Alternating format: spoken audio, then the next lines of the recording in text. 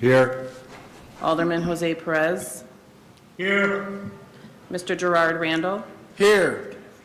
Representative Jesse Rodriguez, Here. Ms. Aicha Sawa, Mr. Omar Sheikh. Here. We have a quorum. Great, thank you. First order of business today will be the discussion and any discussion and approval of the meeting minutes from our last meeting, which was actually October 21st of last year. Do we have any questions? If not, I will seek a motion to approve. So moved. Do we have a second? Second. All in favor say aye. Aye. Aye. Any opposed? Great, meeting minutes are approved. The next order of business will actually be a personnel discussion, and the board may convene to close session pursuant to Wisconsin statute S 19.85(1)(c) to consider the employment, compensation, or performance evaluation of certain WCD employees over which the WCD board has jurisdiction or exercises responsibility. The board is expected to reconvene in open session following this agenda item. Do I have a motion for closed session? So moved. McBride. Do we have a second? I'll second. Great. All in favor of going to closed session, say aye. Aye. Aye. Aye. Any opposed? Great.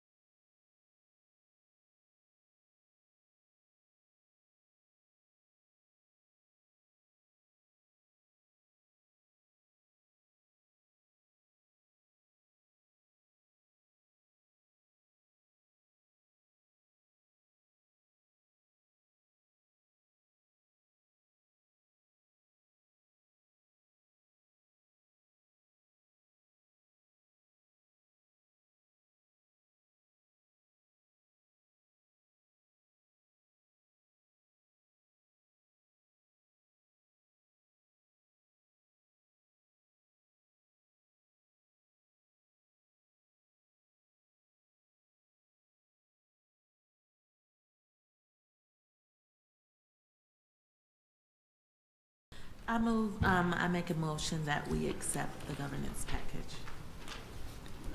Second. Did we have a second? Sorry. Second. Second. All in favor, say aye. Aye.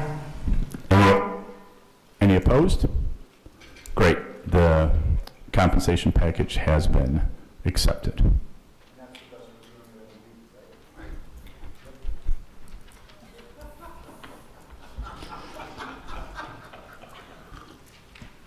Yes. Okay, thank you. Appreciate that. And we'll now move on to Steve Marsh for our financial report. Thank you, Mr. Chairman, and good morning, everyone. Today's update will be our last review of 2022 financial activity until Baker Tilly's presentation of the audited financial statements at the May board meeting. Overall, today's financial news regarding 22 is positive and not materially different from the update that was provided to the board in December. But before we get into the numbers, you'll notice on the agenda today that we have a resolution before the board, which is detailed on page 6 of your board packet. The purpose of the resolution is to authorize management to apply funds held by the trustee towards the purchase of approved capital expenditure items and projects.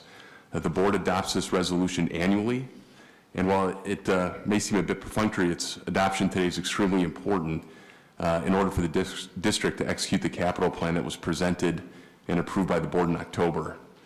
Pretty straightforward request here today. Mr. Chairman, happy to answer any questions on this, and if there are none, I would request that a motion be made to adopt the resolution.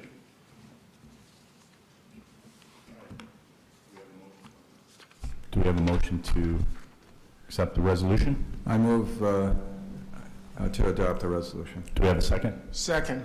All in favor, say aye. Aye. Any opposed? Great. Resolution is adopted. Thank you. Great, thank you.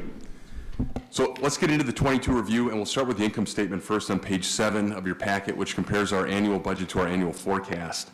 To bottom line it for you, you'll see on line 66, column G, that we exceeded budgeted net income before depreciation and expansion debt by $10.7 million. The largest contributing factor to this positive budget variance is tax revenues, line 34. You can see we exceeded budget in that category by about $8.1 million. To understand why this variance is so large in this category, we need to start with how the tax revenue budget number was established, or perhaps more importantly, when it was established, which was late September of 21. At that time, the district had received tax revenues through July of that year. Those collections were trailing our 21 budget numbers, and assuming the rest of 21 actualized in a similar way, we projected only modest year-over-year growth in the 22 budget. We now know that the rest of 21 did not actualize in a similar way. In fact, for the months of August through December of 21, total tax collections by the district exceeded 2019 numbers during that same time period. And as you're all well aware, that recovery continued and even accelerated in 22, blowing past our budget. As the numbers are presented here today, 22 is ahead of the 2019 pre-pandemic totals by almost 6%.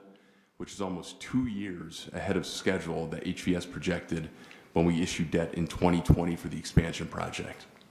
So what does this mean for the district? Does it mean we're flush with cash? Well, not exactly, but it does mean we can replenish the restricted reserve account more quickly than previously projected for the $7 million we took out of it to help fund the project budget gap. It means we offset some of the expected negative cash flow on the operations side as we paid down this year the 2020 payment deferral to Visit Milwaukee, and it means the district will likely be making its second pilot payment to the city in 2023. Overall, it means the district's fund balances are stronger than we expected them to be at the end of 22, and that should give the board some comfort, particularly as we enter 23, where the macroeconomic outlook remains uncertain. Certainly a good news story for 22, and we hope that continues into 23. A couple other highlights for 22. Net operating income, line 28, column G, exceeded budget by almost $500K, or 36%. Lines 1 through 5 and lines 7 through 9 are the major event revenue categories, and you'll notice some variation in these line items between budget and forecast. Overall, revenue came in as expected, however, not in the buckets we had originally budgeted for. I do want to point out line 13, other income, which is substantially higher than budget. As I've mentioned in prior board meetings, this is where we booked the supplemental grant awarded to the district via the Shuttered Venue Operators Grant Program. Also driving the positive variance of this category is better than expected fees refunded to the district by the State Department of Revenue for its tax collection services, as well as some canceled event revenue from late 21 and early 22. On the operating expense side, you'll notice several categories that exceeded initial budget estimates. The labor market remained tight throughout most of 22. This created budget pressures on both contract services, line 17, and wages, line 15, as the district contracted more third-party labor to backfill positions we normally fill in-house and paid out more in overtime to cover open positions. And utilities, line 18, is up 16% as the district has dealt with rising energy costs, as most have in this market. Scrolling down to line 35, interest income, you can see that we're projecting to exceed budget by just under $3 million for 22. If you recall, this income is earned principally off of bond proceeds for the expansion and is a key component of the plan presented to the board in September to fund the expansion project budget gap. I expect this number is going to continue to grow in 23 based on the current rate environment and the expected cash drawdown schedule for the project. To be clear, the majority of the income in this category is to fund the expansion project and is not available for operations. Scrolling down further, line 38, Bucks District Ticket Surcharge kicked off about $200K more than expected, largely due to better than expected results for Bucks games and the NCAA tournament. As for non-operating expenses, the district is holding the line here. You'll notice some chunky positive variances in lines 41 salaries, 43 unemployment comp, 44 health and dental insurance, 47 advertising, and 50 legal services. The two outliers here, of course, are the Visit Milwaukee management fee, line 49, and the City of Milwaukee pilot payment, line 63. While both substantially exceeded budget estimates, they are also a reflection of the district's financial success in late 21 and fiscal year 22. One other note on the income statement, line 67, bond interest expense is greater than budget. This is due to the debt transaction the district closed in late September to cover the expansion project shortfall. Pages 10 and 11 of your packet provide a current snapshot of the 22 capital budget. Looking at line 45, you'll see we're coming in under budget by approximately $350K. An issue that is carried over from 21 is lead time and availability for parts, materials, and equipment. As we finalize project schedules, it's possible we see some of these projects bleed over into 23, as we did with some projects from the prior fiscal year. My expectation is that most of the $350K we're saving in 22 is applied towards projects in 23 due to timing issues. Overall, the focus of this year's capital spending has been on projects that deal with life safety, building functionality, code compliance, revenue generation, and contractual obligations. At present, the district is not concerned about meeting future capital maintenance needs. Pages 12 and 13 represent our cash projections for the next 12 months. Page 12 is our unrestricted position. The numbers you see here represent 23 budget numbers, but for the starting balance in January. That's actually higher relative to budget based on better performance in 22, which means we're expecting to end 23 with a higher cash balance than budget. Certainly good news there. Page 13 represents the restricted position. The balance for year-end 22 is coming in almost right at budget, which is extraordinary considering we withdrew an unbudgeted $7 million from this account to fund the expansion project budget gap. This outflow was offset by better than expected restricted tax revenue collections in 22. We are projecting growth over the next 12 months in this account, and as the balance grows, we'll be considering options of how best to use this reserve, including paying down existing debt, applying funds towards future capital projects, and also maintaining an adequate rainy day fund. Certainly more discussion to come on that with the board in the coming years as we near call dates on our existing debt. A couple other exhibits in your packet today. Page 14 is the district's event mix summary. In regards to fiscal year 22, column C shows we actualized 247 events across the district campus, which is only 5 off from what our budget number of 252 was, as noted in column B. Column A represents the budgeted event mix for 23, as was presented to the board in October. And on the subject of 23 fiscal year, the next 2 pages, 15 and 16, represent the budgeted income statement. At this time, we continue to forecast the budget the board adopted in October, and we'll be providing a more comprehensive update on the 23 financials at the March board meeting. And lastly, pages 17 and 18 of your board packet include financial exhibits pertaining to the expansion project. Page 17 represents the project budget and also shows the value of contracts encumbered by the district and the amount of cash drawn to date from the project fund. A key takeaway here from this exhibit is that after adjusting for contingency, 96% of the overall project budget is under contract, which substantially limits the amount of risk the project faces in regards to price increases, which is particularly important in this current inflationary environment we find ourselves in. Page 18 represents a schedule of cash draws that the district expects to make during the remaining timeline of the project. At this time, management has no concerns regarding project budget or liquidity. Mr. Chairman, that was pretty quick, but as I said at the beginning, the news was very positive in 22, and management is set to build on that success in 23. That's my report, and happy to answer any questions. We call that efficient in the finance world, Steve. Thank you. Are there any questions for Steve on the financial report and update? Great. Thank you. Next, I'll turn it over to Marty for the CEO report. Morning. Sorry. No, we did. We voted. We're efficient here. Thank you. Good morning, everyone. Belated Happy New Year. Glad to see so many of you in person today. I'll start off with an update on where we are with bookings and utilization of the facility. In the Miller High Life Theater, PTG continues to book the building in a very strong manner. You may recall in March of last year, you approved an agreement where we turned over the booking and operating responsibilities for public ticketed events to PTG. The effective date of when they began booking the calendar was July 1st, and their booking year is July 1st through June 30th. For the period July 1st through December 31st of last year, they booked and executed 15 concerts, and for January 1st through June 30th, have currently 13 concerts on sale for a total of 28 events, as well as another 13 events on hold. And based on the likely closure rate of those 13, we expect them to be somewhere between 35 and 40 events in their first booking year of the contract, which is certainly better than what we would have expected had we still been booking and operating the theater for public ticketed events. On the arena side, UWM Panthers playing exceptional basketball right now. Admirals Hockey doing great in their league, and we've got the Wave Soccer games taking place in the arena.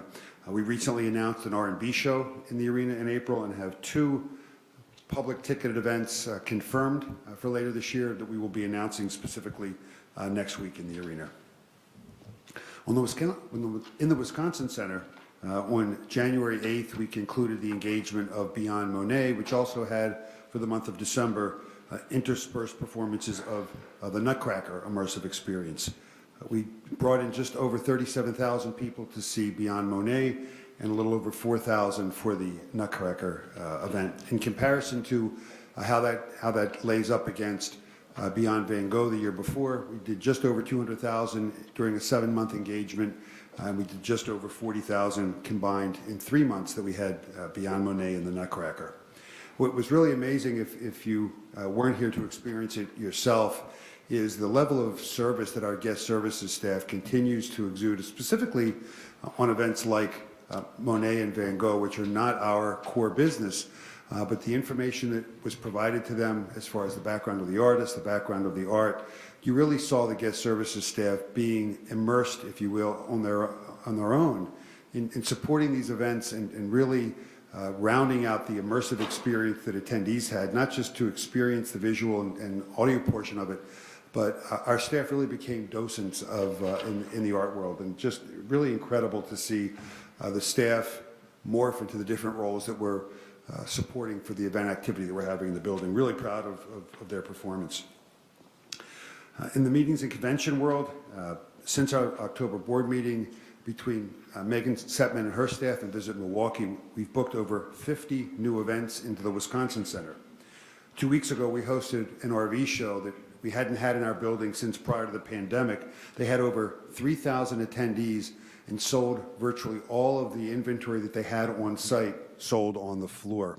At the same time that event was going on, we had over a 2-day period over 9,000 people attend Brickfest, which was a Lego type of event where people could come in and interact with Lego bricks. And I don't know what's in it, what people like about Legos, but yeah, me either. But it was just a great event to see. And so you look at it for a weekend use of the convention center with public events. We had over 12,000 people in the building, which is just great for downtown. And we're just thrilled to see this type of activity continuing. In December, we hosted the Wisconsin Black Business Chamber Expo, which followed the Wisconsin Economic Development Corporation Marketplace Conference. The sales staff has booked 13 graduations from Milwaukee Public Schools to the Medical College of Wisconsin, and they secured, along with Visit Milwaukee, an event promoted by the North American Gay Volleyball Association for May 2027. The booking of this event was a direct result of the clients seeing Visit Milwaukee, spending time with them at the Connect convention in 2021. Speaking of Connect, their annual convention is booked for the expansion in downtown Milwaukee in August of '24, where there'll be over 1,000 meeting planners and influencers to expand, to see our expanded facility and really experience Milwaukee hospitality. We ended 2022 with a wedding on New Year's Eve of our own Megan Setman, using all 4 portions of our ballroom, which really showcased how this facility can be reimagined. In addition to Megan's wedding, we've also booked another wedding for the space in August of 2023, this one over at the Miller High Life Theater. Sarah Mayo and her marketing team, working with Megan and her sales team, have developed an extremely creative campaign to create awareness of the expansion's rooftop ballroom. We announced earlier this week a gala giveaway promotion in which we will be awarding a deserving 501c3 an all-inclusive gala for up to 500 people. Qualifying organizations can submit an application for this promotion at www.galagiveaway.com. We certainly encourage you to share that address to anyone who you may be familiar with, who nonprofit looking to do an event. This went online on Tuesday.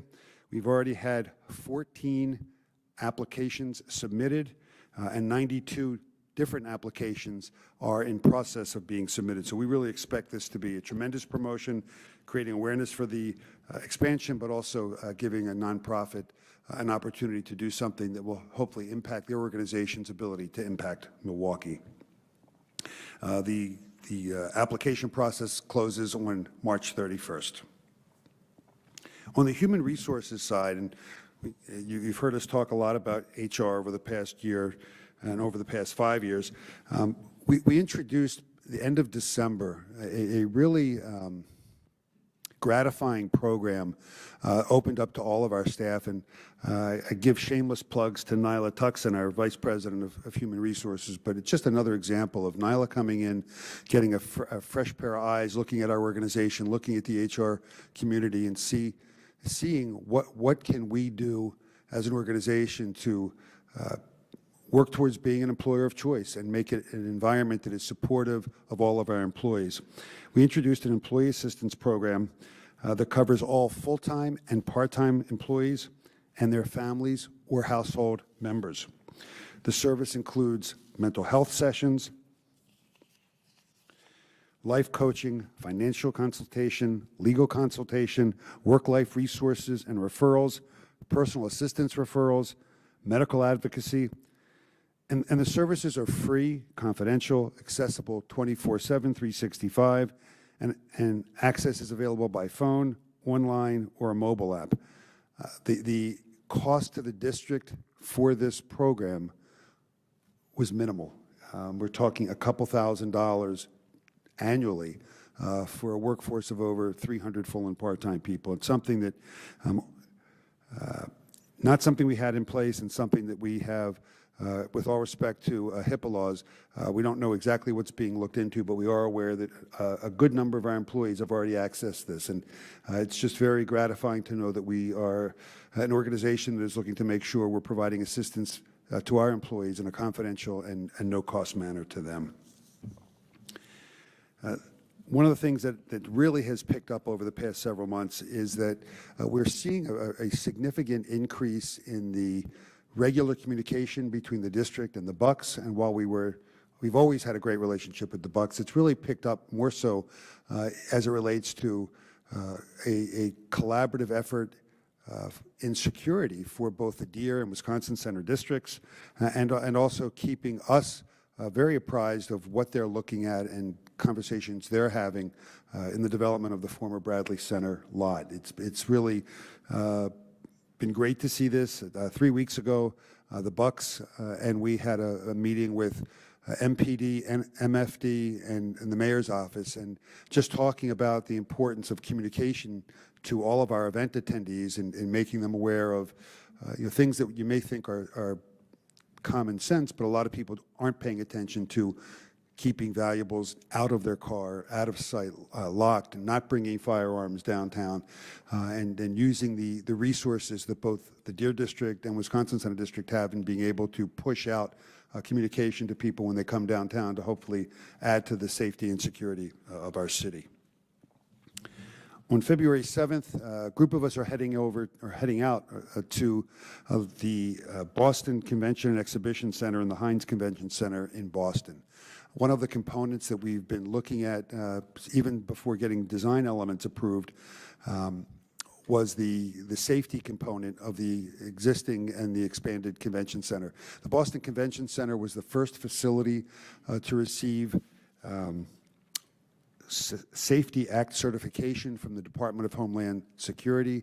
They have a very comprehensive screening process for attendees and the delivery of goods, materials into their building. So we're going to take a look what they're doing to see what, in fact, is the gold standard that we should be looking to achieve. It's interesting that in the convention center business, we are lagging behind what the NFL initially put into place and what NBA, Major League Baseball, NHL have required of all of their host venues. There's far less a coordinated or unified effort in how buildings should be held up as far as screening processes. Obviously, conventions are a different business. We have thousands of people who are bringing oversized bags, backpacks, suitcases in some cases. So the type of screening that you see at arenas has not been embraced by the convention center industry, but we want to make sure that as we prepare for May, June of 2024, we are leading the industry on safety practices while not going so far overboard that we alienate events from considering our market. Something that has already been tweeted, I understood this, got word of this while we were in closed session, but earlier this morning we issued a press release that after very professional and collegial negotiations, we announced this morning a 3-year renewal with Molson Coors for their sponsorship of different elements within the Wisconsin Center District, and specifically continuing as the naming rights sponsor for the Miller High Life Theater. It's something that we had been working on, I'd say, for the past 8 months. Steve Harms has done a terrific job nurturing that relationship, and at a time where a number of the big sponsorship commitments that Molson Coors has had in the city have changed, we were able to maintain that relationship, and something that we're really, really happy. They're a great partner, and looking forward to continuing with them for years to come. As far as the specific points of the CEO report, Mr. Chairman, that concludes my portion. Great. Any questions for Marty? And with that said, before we get to Dane Jensen, I have to depart due to some other obligations. Greg is going to run the rest of the meeting. Greg Marcus is going to run the rest of the meeting and close the meeting for us. So thank you, Greg, for volunteering to do that. Appreciate it. Mr. Chairman, the only question I have is, does Greg have a prepared video welcoming us? When you go to one of his properties, is this Greg Marcus with the... He'll play the piano for you.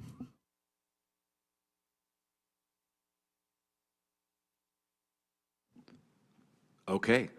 Wow, I feel the power. So far, so good. Jim, thank you for your leadership. So I guess next on the agenda, the expansion update. Dane? No, I guess, are there any, no more questions for you, Marty? Anyone, no one's got a question? Okay, Dane.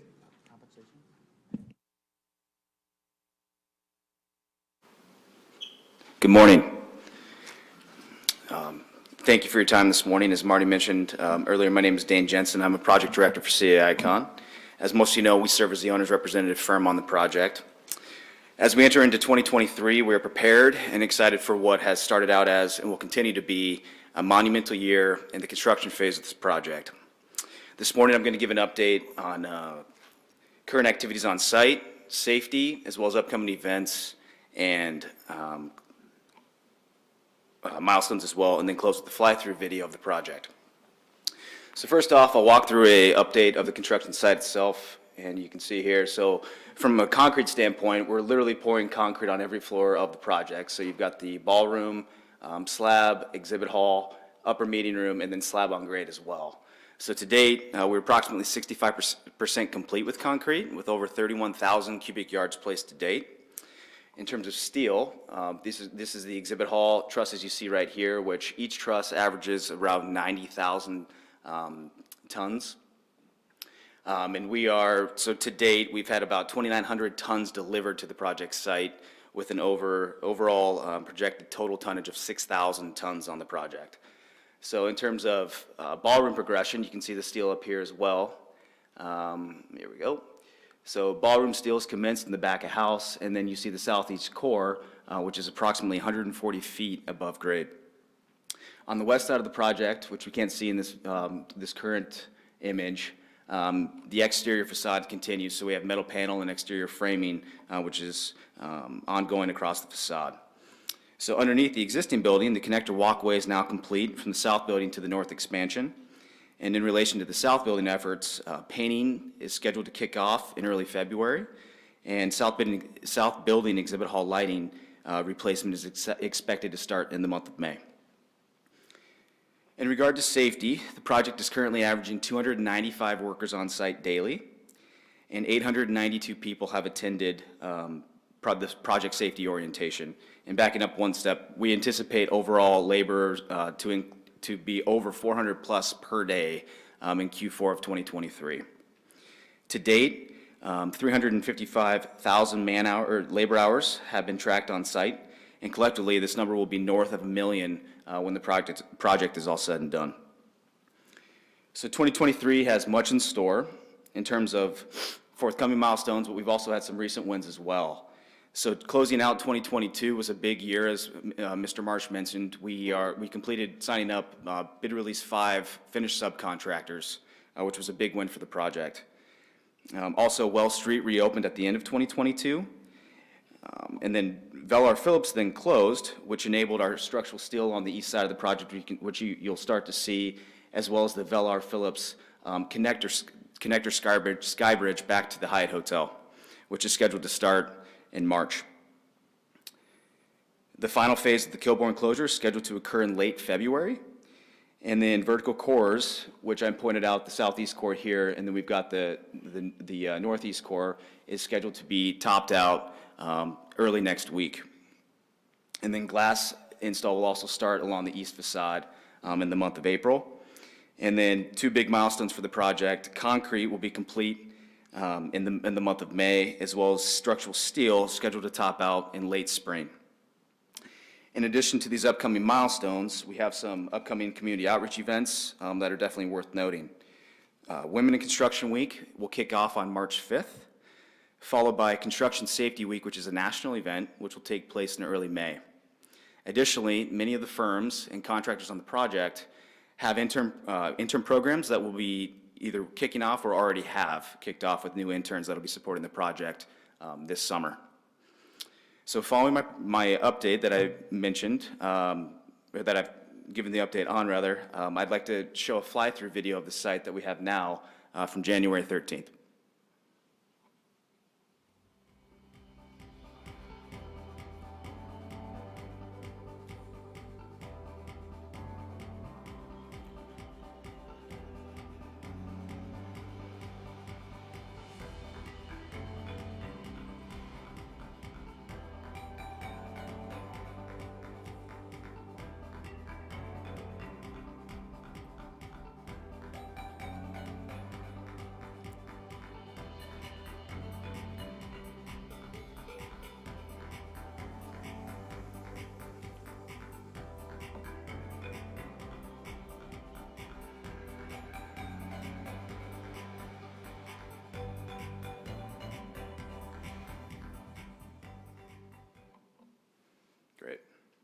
And a big thank you to the Gilbane Smith team for their continued efforts with drone footage such as that, which we obviously benefit from a visual standpoint. So in closing, this is an extremely exciting phase of the project within the life cycle of a project. And we're excited for a big year leading into what 2024 will hold in terms of substantial completion. With that, are there any questions at this time?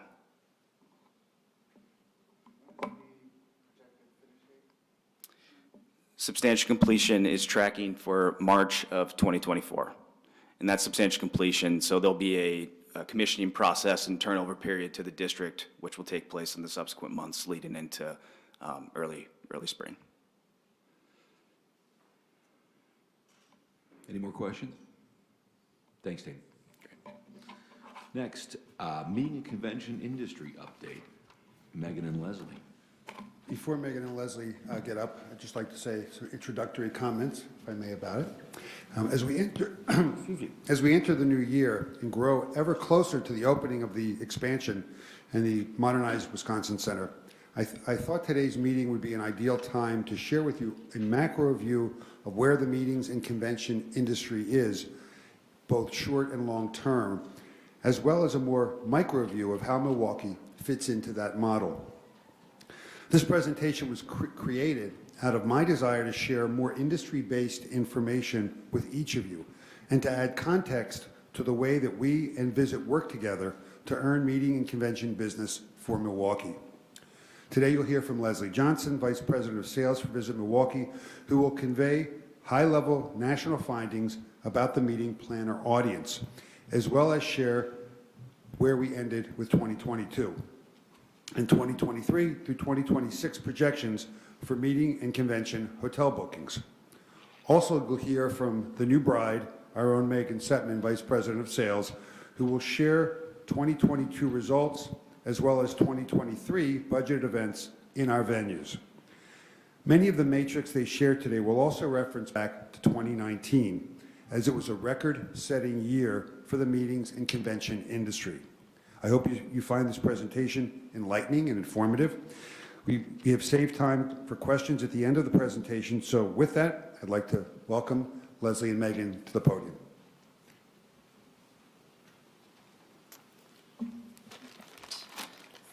Thank you, Marty, for the opportunity to be here and speak with you today.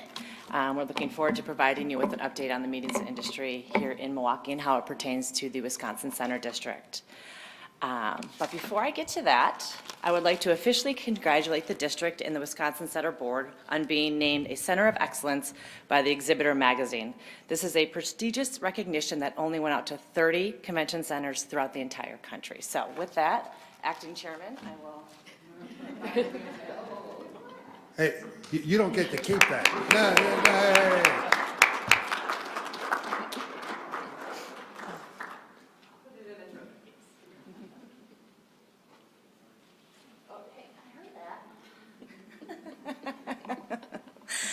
All right. We're going to start off with how the hotel occupancy in the county performed compared to previous years.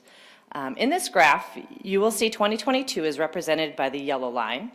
Above the yellow line, you will see a dark gray line, which represents 2019, which Marty had mentioned was a record year for occupancy for Milwaukee, as well as in the industry. We've also included in these graphs 2021, which is represented by the light blue line, and then 2020, which is the dark blue. For 2022, our county hotel occupancy levels were at 56.5%, which is still below the 2019 occupancy levels of 66.8%. However, as you can see in these lines, there are very similar occupancy pattern throughout the year. Also, one thing to keep in mind, Milwaukee has seen an increase in hotel inventory of 10% since 2019, which in turn means that the more hotels to fill in order to reach those 2019 occupancy levels. Had our inventory levels remained the same as they had in 2019, our county would have ran a 62.3% occupancy for 2022. Next, this slide shows the average daily rates we've seen since 2019. And this is a different story when it comes to comparing to previous years. Again, 2022 represented in the yellow, and then 2019 in the dark gray. If you're curious what that large spike is in September of 2021, that was due to the Ryder Cup taking place here in Milwaukee and our hotels having the ability to charge much higher rates. For 2022, our hotels ran an average daily rate of $125.27 for the year, compared to 2019 when we ran $117.66 average daily rate. So we've seen an increase of almost $9 in how much we're charging for our hotel rooms. Due to our hotels being able to charge higher rates, and with the increase, the 10% increase in the inventory supply in the market, we are seeing that our hotel revenues are at either at 2019 levels or above for 2022. To give some perspective, there you go, thank you, as to how Milwaukee performed against our competitive markets for 2022. On this chart, you will see a competitive markets listed along with their occupancies and average daily rates. The United States average is listed on the very top in the light blue, and I've gone ahead and highlighted Milwaukee County in the dark blue. Year to date, Milwaukee County ran a higher occupancy than Pittsburgh and Minneapolis. When it comes to the average daily rates, the only cities that were able to garner a higher rate than us were Pittsburgh, and we tied with Louisville. As you can see, all other markets are charging less for their lesser rates than Milwaukee, but are seeing slightly higher occupancy levels. One difference, that's okay. One difference you'll notice throughout our industry when comparing the pandemic of 2020 to the economic downturn in 2008 is the way that the industry responded with hotel rates. In 2008, the hotel industry dropped their rates drastically to garner as much business as possible. What they didn't realize at the time is it was going to take us 54 months to continually raise our rates to get back to the same levels we were in 2008. With the pandemic in 2020, the hoteliers' approach was much different. They held strong with their rates and were demanding and were willing to sacrifice the occupancy in doing so. But with the rising costs to service unoccupied guest rooms, they just couldn't afford to lower their rates, nor are they willing to wait another 54 months to get back to 2019 levels. Now moving on, for those of you who have been on the board for a while, you may recall back in 2018, we engaged HVS to perform a tax projection for the expansion of the convention center. For those of you that are new to the board, HVS is a company that works with convention, sports, and entertainment facilities as a consulting company to prepare a tax projection study to assess the financial viability of the convention center expansion.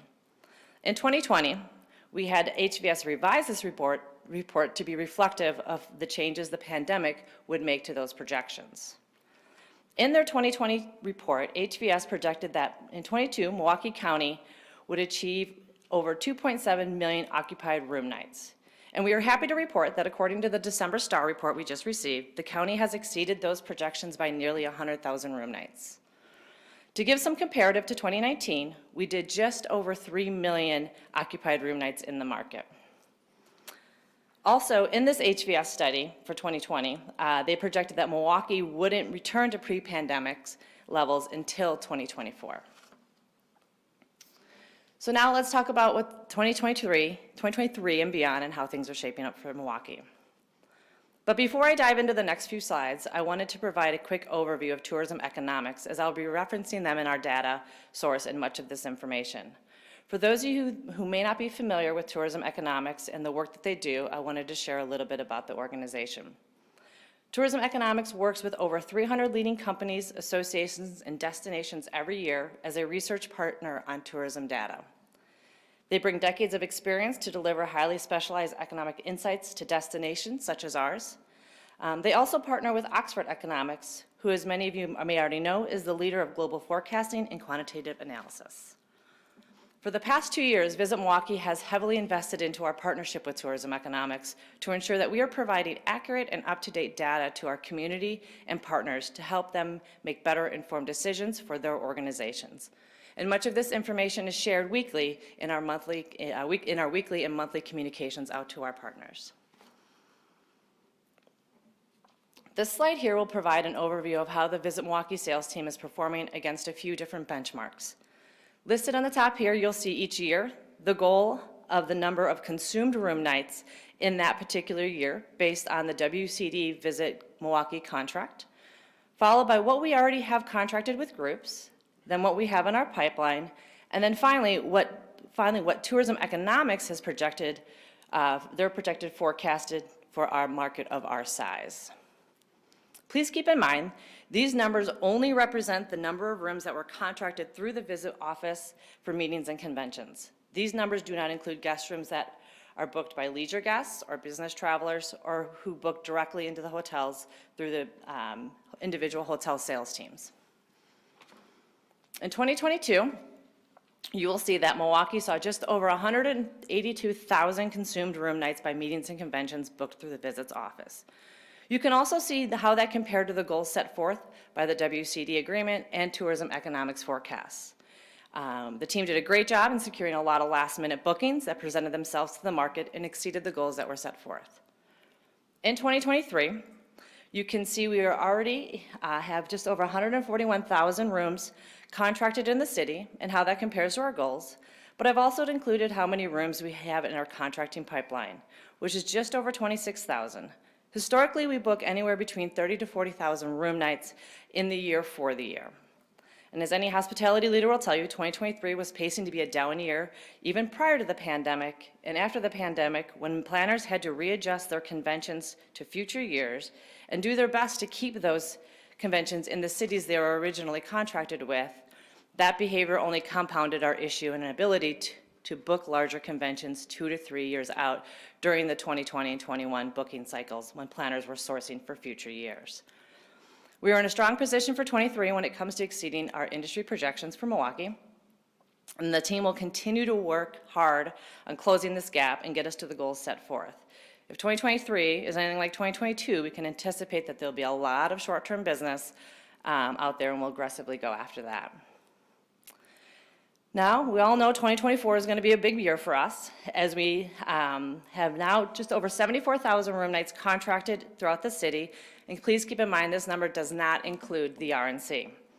You will see those room nights reflected in our pipeline of 173,000, and of those 173,000, the RNC represents 90,000 room nights. And as we get into 25 and 26, you will see how tourism economics has us projected to be closer to our 2019 consumed room night levels, which was 212,000 consumed room nights.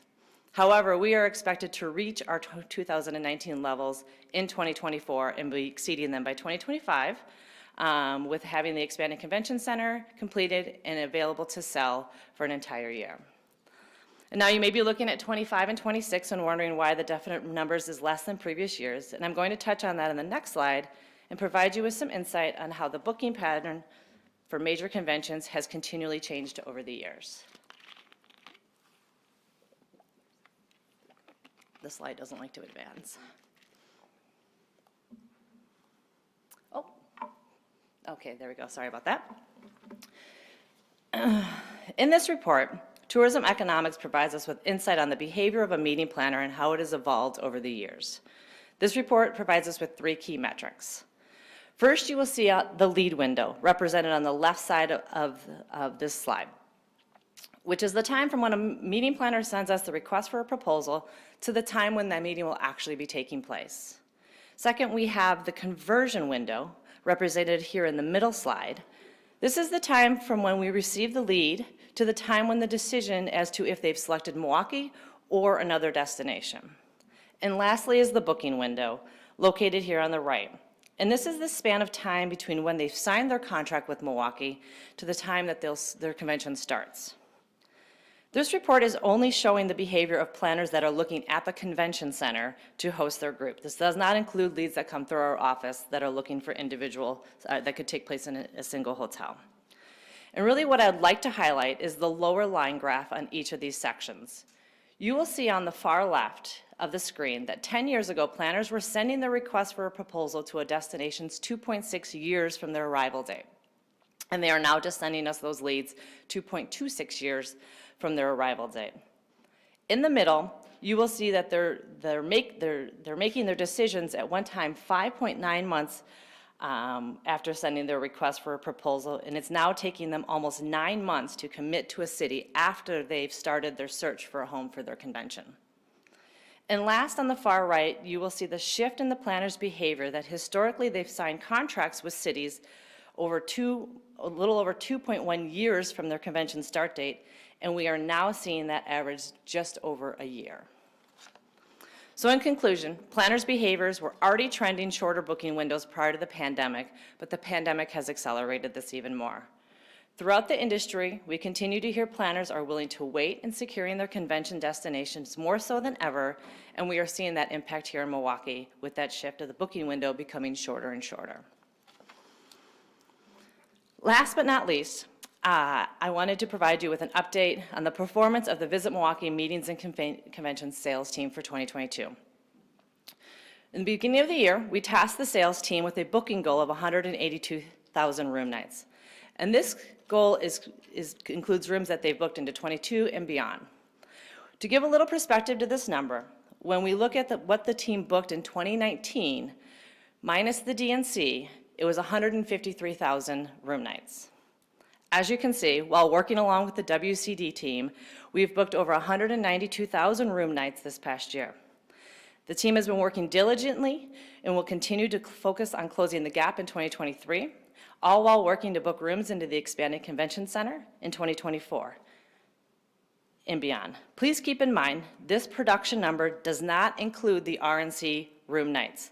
Those will be reflective in our 2023 goals and productions. The 2023 will continue to actively travel throughout the country and engage with meeting planners on a regular basis to tell the great story that we have here in Milwaukee in its time of growth. Thank you again for allowing me this opportunity to speak with you, and if you have any questions, I will be available after Megan's presentation, so I will turn this over to Megan now.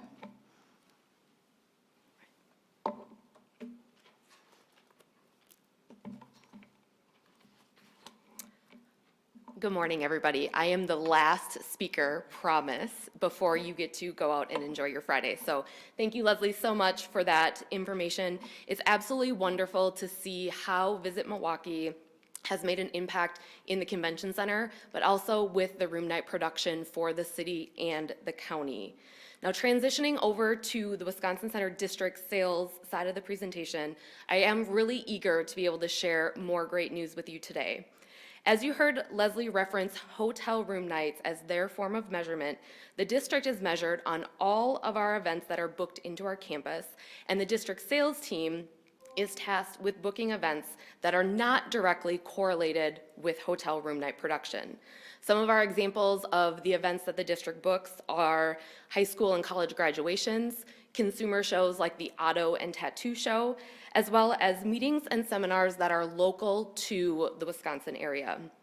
Internally, the district focuses on numbers of events that take place in our venues compared to Visit, really focusing on hotel room nights. The number of the events that the district executes is the quantitative measurements of our business. The qualitative measurements include the organization's ability to deliver on a wide range of clients, which includes us focusing on community activation and engagement, and a consistent representation of our values to be bold, be proud, and to be experience obsessed for anyone who comes in our doors. Today, I will share with you the numbers that Steve reviewed earlier in today's meeting. You can find this reference on page 14 of your board packet if the numbers on the screen are just a tad too small. As a refresher, these numbers are the WCD's event mix summary that breaks down the number of events and event types that we have actualized from years past and what we're budgeted for 2023. On the far right, you'll see the 2019 actuals and then working your way to the left through our 2023 budget. It's all a part of the puzzle when it comes to optimizing the three. So why does event mix matter and event types matter in our venues? It's all a part of the puzzle when it comes to optimizing the three venues' availability. Events like conferences, trade shows, and consumer shows take up large amounts of space for long periods of time, space that is not utilized by the citywide conventions or large events is then tasked to be booked by the district sales team. Now, if I could direct your eyes to the last row labeled Grand Total All Venues, you will notice that in 2023, we have an aggressive 300 events across our campus budgeted for this year. In 2019, the district closed out the year with a record of 267 events. And this year, we're jumping on all the opportunities to add an additional 33 events over our benchmark year. So how are we pacing to this lofty goal of 300 events campus-wide? Before I go there, I want to clarify what a definite event means. The district counts a definite event as once a contract has been signed and executed for meetings and conventions. For entertainment, the event is counted once the show has been announced to the public. If an event is holding space on our calendar, it will eventually contract or be announced later in the year. This is not counted as a definite event until it's officially signed or announced. Now back to that lofty goal of 300. Very similar to how Leslie explained PACE for room nights, you will see the WCD 2023 PACE and how it pertains to our venues. You can see that the blue bar represents our definite bookings for each building, and the orange bar represents our budgeted number of events for each building. To the far right, you'll see the grand total for all three venues, with that orange bar topping out at 300 events. I am pleased to share with you today that as of lucky Friday the 13th last week, the district already has contracted and confirmed definite 163 of our 300 events, bringing us to 54% of our goal. In comparison to our benchmark year, this same time in 2019, we had contracted and confirmed definite 128 events, which at that time was 48% of a much smaller goal. So keeping with that definition of definite event, and considering the volume of inquiries the district and Visit Milwaukee are converting each week, our partners at PTG booking the Miller High Life Theater and announcing shows consistently, and with the 2023 and 2024 sports season not announced yet for UW Panther Arena, these are not marked definite. We are definitely confident we will, throughout the next 11 months, will result in us meeting that 300 event goal.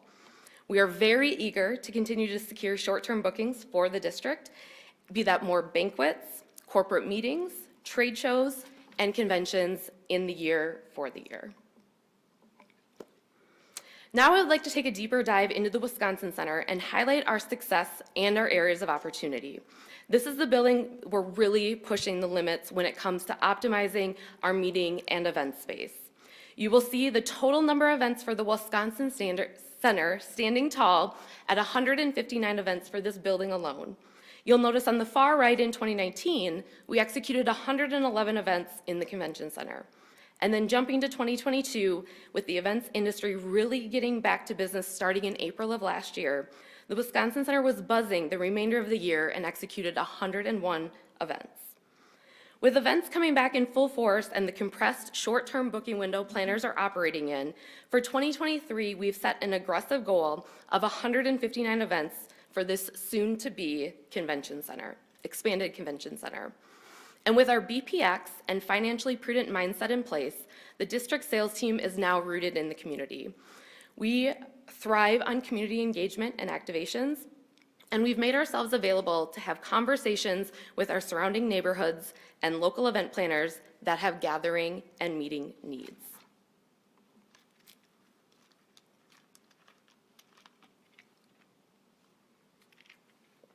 All right, 2 more slides.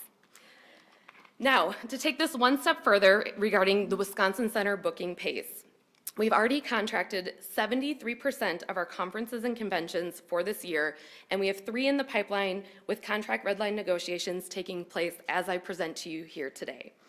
In looking at our consumer shows, we've already secured the 9 that we've set out to book in 2023, but just because we've met this goal, that doesn't mean we're taking our foot off the gas.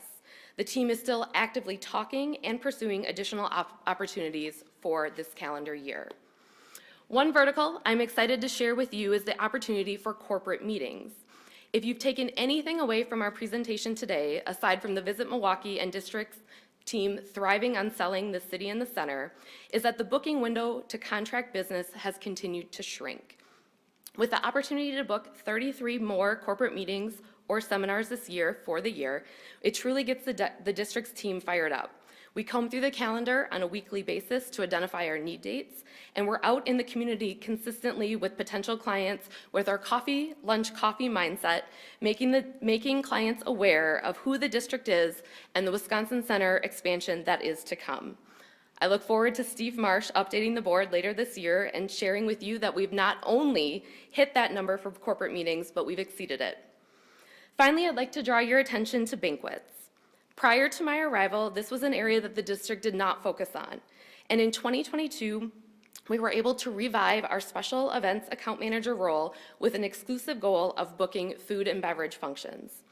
As Marty mentioned earlier in his CEO notes, this week, the district announced the Wisconsin Center Gala Giveaway for 2024. Everybody, this is huge. This is a big deal. This marketing campaign is the definition of BPX. We want the community to know that we're here for them. We want them to know that we're open to hosting their 501c3 and that we have the ability to execute with bold and experience-obsessed hospitality. With 56% of our business confirmed in the segment, we are confident with 11 months ahead of us in 2023, these opportunities will be converted into definite business for the district. I am very pleased to stand here in front of you today to affirm that 2023 for the district is in top order. We have intentionality, we have focus, and we have collaboration with our partners at Visit Milwaukee to continue to drive business for our venues and years beyond. Finally, I'd like to leave you with one final note. When traveling what has turned out to be quite the roadshow for 2022 and has already started for 2023 promoting the expansion alongside Visit Milwaukee, conversations with attendees on the trade show floor and one-on-one meetings with planners, the feedback for our convention center continues to be a showstopper. Milwaukee is now a destination for groups that could not fit before. We continue to impress them with our diversity, our culinary, and lakeside landscape. Coming in May of 2024, we will be meeting the needs of groups that have always passed over Milwaukee when considering a Midwest destination. From the Fiserv Forum down to the 3rd Street Market Hall, WCD supports the local hospitality economy, and the expanded convention center will be the centerpiece of bold development west of the river. Columbus, Louisville, Nashville, Minneapolis, Detroit, they are already feeling the pressure that Milwaukee is making it happen on exponential levels.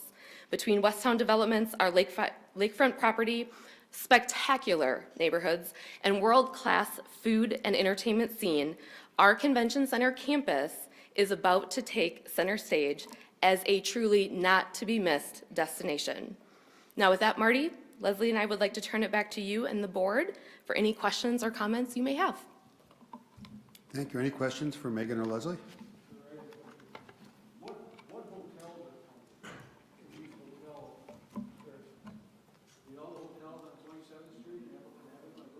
Anything in Milwaukee County. You have to step to the mic. Well, we measure a number of different, a number of different areas, but for this particular presentation, we focused on Milwaukee County because that is a lot of where our funding comes from.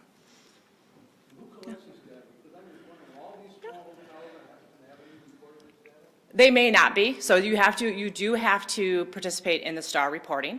We do have a list of all of the hotels that are participating in providing that data, if you would like a copy of that. No, I don't. Okay.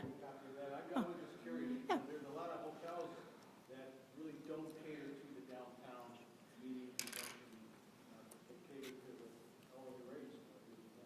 Sure. Yes. So I doubt that they are providing STAR with that data. Oh, thank you, Omar. Congratulations, Megan. And also, it's really you and the team, and you guys work double nose and Marty does. Can you turn your microphone on? That performance bonus should be considered for you and the team to spread out throughout the people making it happen. That's all I have to say. So I have a question. You alluded to, I think, kind of booking out this building, and you have an aggressive goal of 159 events. And I know events vary in size, and some of them take just one room, and some of them take the whole building, but is there a maximum number that you're bumping up against? A maximum number of events we can. Possible? So when you say, you made some comment that caused me to ask this question. Yep. It's like, we're being aggressive, we're bumping up at the top or something, but 159 is a big stretch from 111, so I was just wondering, is there a ceiling on this? There would eventually be a ceiling, and like I stated earlier, we do have events, like right now, we're just in 101 CDE, right? We have a total of 28 breakout rooms, not including the ballroom and exhibition space. So I would maybe need a little abacus to figure out what the max number would be, but 300 is definitely pushing the boundaries, especially when we're having to be very mindful of construction and potential displacement, that either noise or, my friend here, Dane, we have constant meetings on what rooms would potentially be impacted when we go to modernize the existing building. So for an actual number, I would have to look into that, but I know 300 is a stretch goal that I went to Marty with back in August and September of last year, and I said, with the booking window and what Visit has on the books and what Visit is still continuing to book into 23, and the dynamic strategy we have in place for the WCD sales team, I am confident we can get to 300 between all three venues. So that was my goal. He looked at me like I was crazy, but that's the I goal. admire your ability to use an abacus. I have to use the calculator on my phone. I'll show you my big calculator for big deals. I have it over there by my seat. Mayor McBride, there really is, unfortunately, not a one specific form of measurement that the hotel industry has for either average daily rate or occupancy. There are only so many days of the year, and your point is well taken. In the event count, we had Beyond Monet in the building for 94 days. It counts as one event. So it's looking at event days, days of the year, and then it's events, which is a single number regardless of its days. And then another number that we have not gotten our arms around, but I think we'll be looking at more so when we get to the expansion, is percent of, if you've got 100% of your rentable space, how much of that is rented each day? That would be, it's another barometer, but a one-room meeting on event in Megan's model counts as an event, as does Monet counts as one event. Right, I mean, I was thinking you've got 365 days, that's one limit, and the other is how much space do you have and how That's you right. carve it up, That's right? right. Yeah. And I would challenge Megan to use an abacus. I think she's all talk. Thank you both. Megan and Leslie, thank you. I do have one question. Leslie, you made one point about, you were going through the occupancies and where we stand now, and you said something, I think, to the effect of, if we had the historical hotel stock, our occupancy would be higher. Yep. Is your point that we have not absorbed the expansion in our hotel stock yet? Well, no, it was more giving, obviously, hotel occupancies for everybody haven't quite gone back to 2019 levels. And wanting to make note that amongst our peer set too, we are seeing a much higher increase in hotel availability. Now, a lot of these hotels that are coming online are smaller, limited service properties that, and again, this is all throughout Milwaukee County, so out in the Waukesha, or out in kind of the west of the city, south of the city, down by Miller Park, American Family Field, wow. That those hotels are taken into consideration now that where they haven't before. Those don't necessarily get the impact of the expansion. So we have Yes. absorbed the supply. What's that? We've absorbed our supply? I don't know if we've 100% absorbed the supply that we have yet. I mean, I think that there's obviously a lot more work to do. I think that there's more opportunities, as we know, in our shoulder seasons to help us get to that occupancy level that we were at before. As we move into 23, we'll see, yeah. Well, we've got a But new the downtown. convention center that should help absorb the Yeah, supply. yeah. Okay, thank you. And anybody else? All right, thank you. Thank you both. That was a great presentation. Megan and Leslie, thank you. And I'd also like to give a shout out to Peggy Williams-Smith. You all know her as the president and CEO of Visit Milwaukee. Under her leadership, it's only because of her leadership and the collaboration that's now existing between our organization and theirs, that we could really put a presentation like this together. So I really appreciate your leadership and the contributions you make to the visitors' experience in our city. Omar, next time you speak, could you put your mic on so I can appreciate the joke you talk about? But one of the things that, before I give it back to the acting chairman, I would like to say, and hopefully you've seen it with Leslie, with Visit Milwaukee, Megan today, Steve Marsh, my reference to Sarah Mayo. I think Peggy and I are thrilled to be in the positions we are in, but what makes our organization so strong is the teams we've cultivated. I look at the district today, and as from a staffing standpoint and the expansion that we have going on, there's really been two parallel projects going on over the past 5 years, at least for me, which for those of you who might not know this, my 5-year anniversary is on Sunday here. So, but it's been really as much of the heavy lifting goes into doing something like the expansion. There's also a lot of heavy lifting to build the infrastructure of an organization, and I am just so proud to be with this organization and just see the team that were existing before I got here and added grow and really be able to support the project that you've entrusted us with. So thank you for that, and we've got a great group, both organizations, and it's a pleasure to be here, honor to be here. Thanks, Marty, and congratulations on 5 years. And thank you for all the hard work. Future board meeting dates, Michael? Just a reminder that the next board meeting is March 10th at 8:30. Please make sure it's on your calendar. Okay, thank you. Future board discussion items, do we have anything? All right, with this late hour, we'll entertain a motion to adjourn. Second. All in favor? Let's go.